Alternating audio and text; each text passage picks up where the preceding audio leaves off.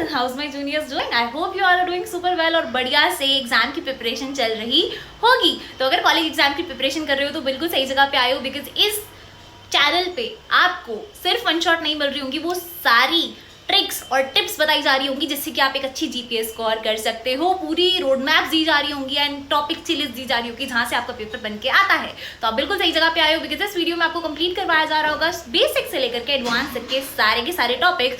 तो अगर कुछ भी नहीं पढ़ा है, थोड़ा थोड़ा पढ़ चुके हो या सब पढ़ के बैठे हो, सिर्फ रीजन करनी है, तो ये वीडियो आपके लिए है। इस वीडियो में आपको डिस्क्रिप्शन बॉक्स में जाना है ना, आपको मिल जा रहा होगा मस्ट डू टॉपिक्स की लिस्ट, मोस्ट रिपीटेड क्वेश्चन की लिस्ट, पीवाईक्यूज की लिस्ट, इस वीडियो में यूज हुए हुए नोट्स की लिस्ट और भी बहुत कुछ चीट शीट तक प्रोवाइड करवाई जा रही होंगी। तो जल्दी से जाके चैनल को सब्सक्राइब कर लो, वीडियो को लाइक कर दो, कमेंट कर दो और अपने नालायक दोस्तों को भी भेज देना कि उनकी भी अच्छी जीपीए आ जा रही हो। सब्सक्राइब कर दोगे तो लाइक जरूर कर देना, because we will be completing 15,000 subscriber with your help in this December and साथ में मिलकर केक काट रहे होंगे माइक्रोसॉफ्ट ऑफिस में। तो अच्छे नंबर लाइए जिससे कि हम आपको माइक्रोसॉफ्ट इनवाइट कर रहे हो for the meetup and cake cutting of 15,000 subscribers. All the very best guys. 3, 2, 1. Action. Well. How did you do?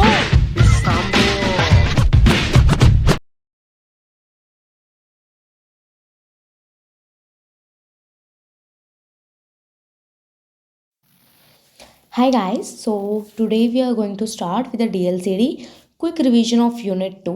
ये हमारी चीट शीट है। सबसे पहले हम बात कर लेते हैं combinational circuit and sequential circuit. Combinational circuit ऐसे सर्किट होते हैं जहाँ पर जो हमारा आउटपुट होता है वो सिर्फ टाइम डिपेंडेंट होता है, एंड सीक्वेंशियल सर्किट में जो हमारा आउटपुट होता है वो हमारा लास्ट इनपुट वैल्यू के ऊपर भी डिपेंड करता है। सेकेंड पॉइंट, जो हमारा कॉम्बिनेशन सर्किट है वहाँ पर मेमोरी यूनिट हमें नहीं चाहिए होती है, बट सीक्वेंशियल सर्किट में हमें मेमोरी यूनिट चाहिए। Third point is combination circuit जो है वो फास्ट होते हैं स्पीड में, because the delay between input and output is due to propagation of delay of gates, but जो सीक्वेंशियल सर्किट होते हैं वो स्लो होते हैं, तो इसलिए बिकॉज हमें एक एक्स्ट्रा मेमोरी एलिमेंट की नीड होती है। अब कॉम्बिनेशन सर्किट में जो है वो ईजिली डिज़ाइन हो जाते हैं, बट सीक्वेंशियल सर्किट थोड़े कॉम्प्लेक्स होते हैं एंड थोड़े हार्ड होते हैं अगर हम डिज़ाइनिंग की बात करें तो। इसका एग्जांपल देख लेंगे तो पैरेलल एडर कॉम्बिनेशन सर्किट का एग्जांपल हो जाएगा एंड सीरियल एडर हमारा सीक्वेंशियल सर्किट का एग्जांपल हो जाएगा। मतलब ये कि जो हमारा कॉम्बिनेशन सर्किट है, ठीक है, कॉम्बिनेशन सर्किट नॉर्मल ये है,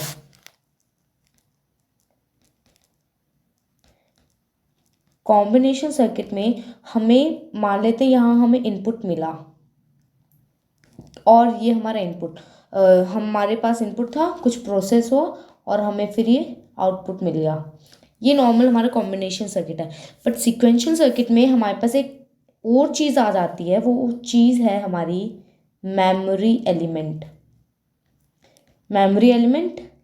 और फिर ये वापस जाता है। इसका मतलब यहाँ पर हमारा प्रीवियस इनपुट वेरिएबल स्टोर होता है, ठीक है।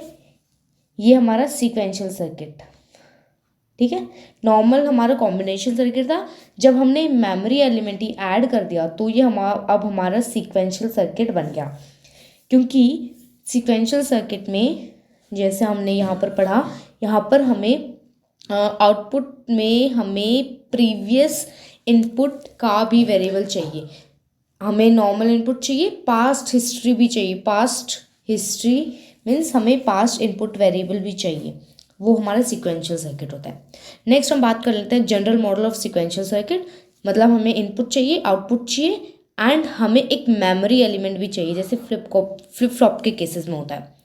इसके इक्वेशंस ये दो बन जाएगी, नेक्स्ट स्टेट वाली और एक आउटपुट वाली। टाइप्स दो होते हैं, सिंक्रोनस एंड असिंक्रोनस। सिंक्रोनस में स्टेट चेंज होती है on clock edge, but asynchronous में कोई क्लॉक ही नहीं होती, तो कोई चेंज भी नहीं होगा स्टेट में। लैचेस एंड फ्लिप फ्लॉप जो होते हैं वो हमारे both are use to store the data, ठीक है। ये दोनों के दोनों हमारे पास डेटा स्टोरेज एलिमेंट है and that stores a single bit of data like 0 and 1। Single bit या तो 0 या फिर 1, single bit of data store करने के लिए काम आते हैं। डिफरेंस ये होता है कि जो हमारे लैचेस होते हैं वो लेवल ट्रिगर्ड होते हैं। लैचेस हमारे लेवल ट्रिगर्ड होते हैं एंड फ्लिप फ्लॉप हमारे एज ट्रिगर्ड होते हैं। Edge trigger. अब level triggering and edge triggering किसे कहते हैं? ये देखो, लेवल ट्रिगरिंग में लाइक ऐसे है, ये ट्रिगरिंग हो रही है, हमारे पास या तो हाई होगा, डायरेक्ट हाई, या फिर लो। ठीक है, या तो हम सिर्फ हाई की बात करेंगे या फिर लो की। ये एंड अगर हम बात करें एज ट्रिगरिंग की, एज ट्रिगरिंग के केस में क्या होता है?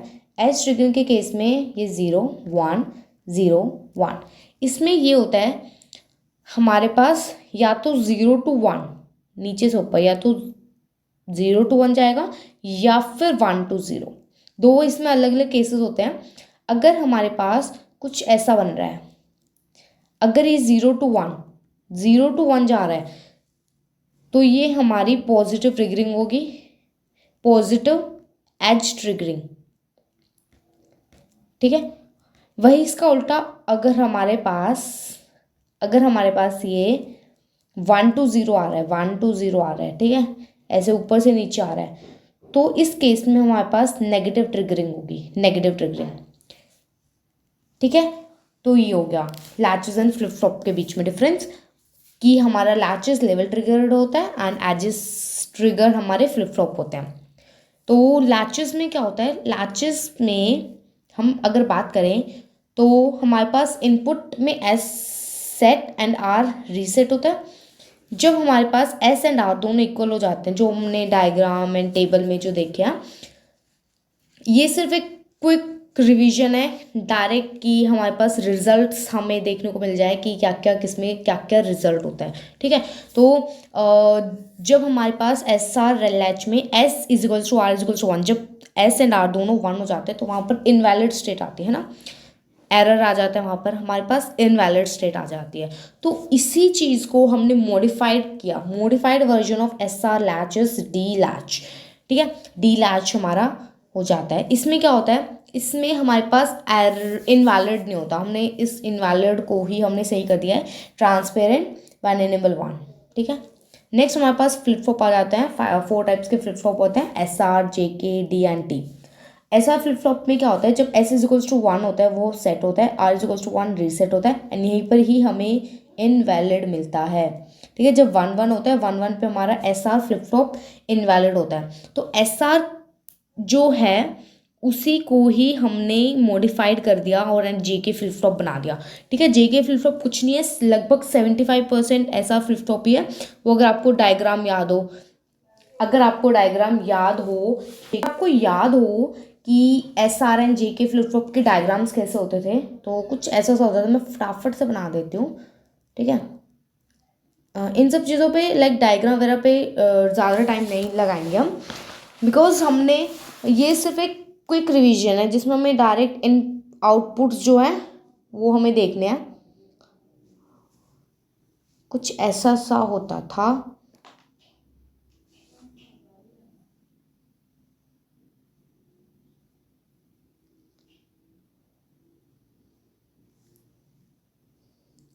यहाँ पर क्यू एन बार, ये हमारा होता था एस आर फ्लिप फ्लॉप।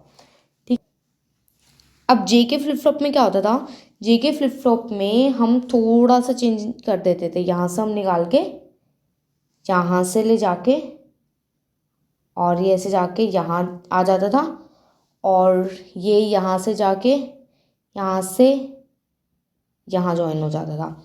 तो ये हमारा जे के फ्लिप फ्लॉप बन गया। मतलब ये होता था कि जो हमारा एस आर फ्लिप फ्लॉप में 1 1 पे ये हमारा जो इनवैलिड हमें दे देता था, यहाँ पर अब इनवैलिड नहीं आएगा। यहाँ पर हमारे पास, ये ज़रा देखो, यहाँ पर अब हमारे पास क्या आएगा? हमारे पास जे अगर 1 है एंड के 0 है तो वहाँ पर सेट आ जाएगा। जे 0 एंड के 1 पे रीसेट हो जाता है, एंड दोनों जब 1 1 हो जाते हैं तो टॉगल कर जाता है। नेक्स्ट हमारे पास डी फ्लिप फ्लॉप है। डी मतलब डेटा होता है, तो ये हमारा stores the value of D input, ये इसका काम है, एंड इसका यूज़ हम डेटा स्टोरेज में करते हैं। टी फ्लिप फ्लॉप, टी मतलब टॉगल होता है when T is equals to 1, और ये क्या करता है? टॉगल्स करता है आउटपुट को टॉगल्स द आउटपुट जब हमारा टी 1 के इक्वल हो जाता है। एंड इसका यूज़ हम देख लें काउंटिंग एंड फ्रीक्वेंसी डिज़ाइनिंग में हम देख लेते हैं। नेक्स्ट हमारे पास state table and state diagram आते हैं। State table and state diagram these both are the ways to map out sequential logic। State में हम क्या करते हैं, स्टेट में हम सर्कल्स बनाते हैं, स्टेट्स को सर्कल्स एंड एरो से हम इसको रिप्रेजेंट करते हैं, सर्कल एंड एरो से हम इसको रिप्रेजेंट करते हैं स्टेट डायग्राम को। एंड स्टेट टेबल में हम रोज एंड कॉलम लगा देते हैं, ठीक है, present state, input, next state, output, इसमें हम रोज एंड कॉलम्स बना के शो करते हैं। हमारे पास आता है स्टेट रिडक्शन। स्टेट रिडक्शन में क्या होता है, reduce the number of states while keeping the same behaviour. इसमें मेथड दो होते हैं, partition method and identifying equivalent state. इसमें रिजल्ट जो आता है हमारे पास एक मिनिमल स्टेट मशीन बनती है। नेक्स्ट हमारे पास आ जाता है सिंक्रोनस सिक्वेंशियल सर्किट डिज़ाइन। इसके कुछ स्टेप्स हैं, एक बार रीड आउट कर लेना इनको। अब हमारे पास आते हैं काउंटर्स। काउंटर्स क्या होते हैं, these are the sequential circuit at count clock पर। अप एंड डाउन काउंटर जो होते हैं वो हमारे बाय डायरेक्शनल होते हैं। अप काउंटर मतलब ये असेंडिंग ऑर्डर में, डाउन काउंटर सेम उसका अपोजिट डिसेंडिंग ऑर्डर में काउंट करेगा। फिर हमारे पास आता है modulo counter. Modulo counter resets after specified count. Ring counter मतलब एक सर्कुलेट करेगा, सर्कुलेट इन दिस मीन्स जो आउटपुट होगा, output feedbacks to input and that will create a circulating pattern, तो हमारा रिंग काउंटर होगा। फिर हमारे पास आ जाता है एक और काउंटर भी होता है कुछ डिकेड करके, ठीक है, एक डिकेड काउंटर भी होता है, उस अप टू 10 मतलब 0 to 9 हमें काउंट कर देगा एंड देन रीसेट। फिर हमारे पास जॉनसन काउंटर होता है विच इज़ ट्विस्टिंग रिंग। ये क्या करता है, shift complemented last output to first flip flop. तो इसमें जो नंबर 4n फ्लिप फ्लॉप हमारे पास कितने होंगे, 2n, उसका डबल हमारे पास स्टेट हो जाती है। अगर हमारे पास मान लेते हैं जितने भी हमारे पास फ्लिप फ्लॉप होंगे n होंगे तो उसकी डबल हमारे पास स्टेट्स हो जाएंगी। फिर हमारे पास शिफ्ट रजिस्टर्स आते हैं। शिफ्ट रजिस्टर्स क्या होते हैं, these are used to move data either to the left or to the right side with each clock। मतलब ये हमारे पास स्टोर करते हैं, ये स्टोर करते हैं एंड मूव करते हैं बाइनरी डेटा को। अब इसके 4 टाइप्स होते हैं, SISO, SIPO, PISO and PIPO। SISO क्या करता है, SISO क्या करता है, ये करता है data enters 1 bit at a time, ठीक है। SISO मतलब सीरियल इन सीरियल आउट। सबसे पहले हम इनपुट की बात करेंगे तो S मतलब सीरीज है एंड P मतलब पैरेलल है।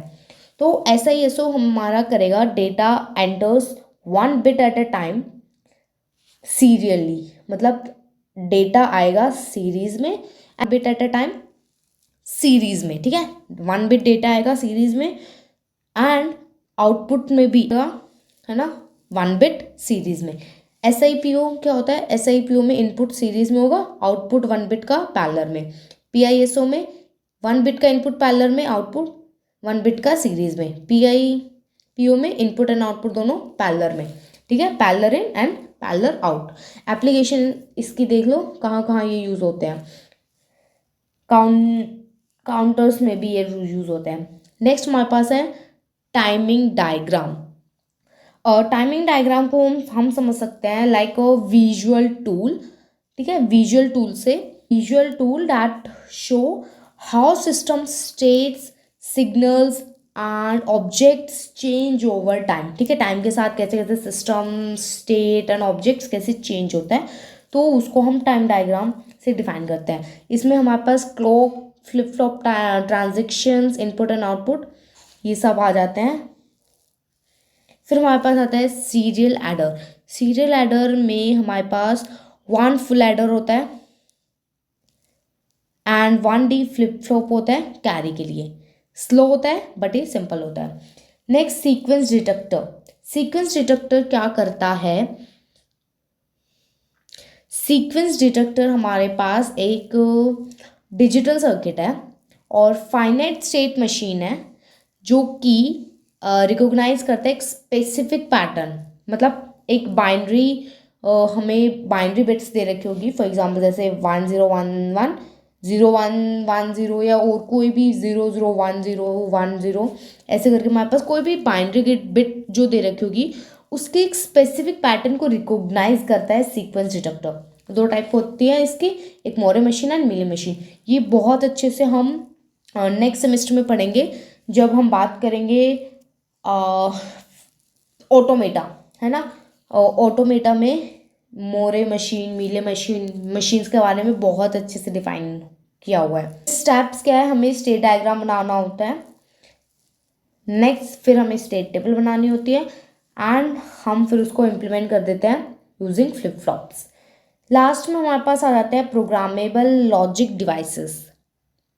इसमें दो टाइप हमें पढ़नी है, PLA and PAL। PLA stands for programmable logic array and PAL stands for programmable array logic. ठीक है, PLA में हमारे पास प्रोग्रामेबल एंड होता है, प्रोग्रामेबल और होता है and that is use for custom combinational logic. PAL हमारे पास प्रोग्रामेबल एंड होता है, फिक्स्ड और होता है, फिक्स्ड और होता है इसमें, ये फास्ट होता है एंड चीपर दैन PLA। एक और चीज़ जो हमारा PLA है, जो हमारा ये ना PLA हमारा मोर फ्लैक्सिबल भी है, ये हमारा मोर फ्लैक्सिबल है एंड PAL से कंपेयर में एंड कॉम्प्लेक्स भी है। जितना ज़्यादा फ्लैक्सिबल है उतने ज़्यादा मोर कॉम्प्लेक्स टू प्रोग्राम। फिर हमारे पास है मेमोरी यूनिट। मेमोरी यूनिट में हमारे पास क्या है, मेमोरी यूनिट क्या होती है, that stores data, instructions and information. ठीक है, ये सारी चीज़ें जो स्टोर करती है, इसमें बेसिक टर्मिनोलॉजीज ये है। नेक्स्ट हमारे पास रैम मतलब रैंडम एक्सेस मेमोरी है, दैट रीड्स और राइट द मेमोरी। इसके टाइप जो होते हैं, मेन स्टैटिक रैम जिसको हम SRAM एंड DRAM मतलब डायनेमिक रैम।